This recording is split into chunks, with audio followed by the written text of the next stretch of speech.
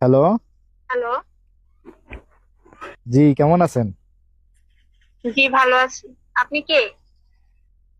এমনি ফোন দিছি আরে নাম্বার গিয়ে মিলে জুলে 11 নাম্বার অত্তর করে ফোন দিছি আরে চিন্তা করলাম যে কাজ চাই কার কাছে যায়।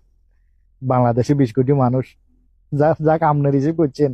শুনেন, আপনি হচ্ছেন বেগানা পুরুষ। এখন আমি যদি আপনার সাথে কথা বলি, এখন আমার কি গুনাহ হবে না? এটা ঠিক আছে, গুণা তো হবে, এটা ঠিক আছে, কিন্তু তারপরেও ফোন দিলাম আরই। মানুষ তো কত রকম গুণা করতেছে। শুনেন, এই গুনাহ সবাই করলেও আমি করতে পারবো না। কারণ আমি একটা ধার্মিক মেয়ে। আমার আম্মা নামাজ পড়ে, আমার আব্বা নামাজ পড়ে, আমার ভাই নামাজ পড়ে, আমার বোন নামাজ পড়ে, আমার নানা নানি দাদা দাদি নামাজ পড়ে গেছে।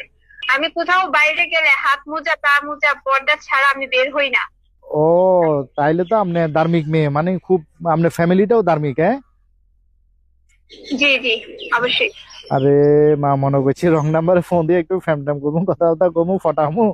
অন দিয়ে যে একেবারে আমনে একেবারে মানে ফদ্দাশীল মাইয়ের কাছে চলে গেছে, একটা বুজুর্গের কাছে চলে গেছে কল। যাক শুনেন, হ্যালো।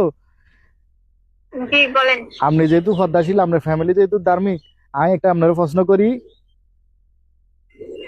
জি, করেন। আচ্ছা আচ্ছা, বলেন তো ফজরের নামাজ ক রাকাত? ফজরের নামাজ। ফজরের নামাজ। আসলে ভাইয়া, আমি তো সকালে ঘুম থেকে উঠতে উঠতে 10টা 11টা বেজে যায়। ওই জন্য ফজরের নামাজ কত রাকাত বলতে পারতেছি না শিওর করে। আচ্ছা, আপনি এই পদ্মাশীল, এই ধার্মিক, হ্যাঁ? ফজরের নামাজ ক রাকাত হিন কইতেন হারেন না, আর আপনি ধার্মিক মাইয়া, ধার্মিক ফ্যামিলি। আচ্ছা। আয়া, হ্যালো।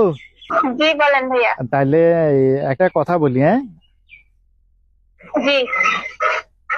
আপনার খালি মরণ বাকি, বুঝছেন না? আপনি মরার পরে সালসাল্লাহ জান্নাতে চলে যাবেন। আপনারা কেউ আটকাইতে পারতো না, বুঝছেন না? ফদ্দা মারা।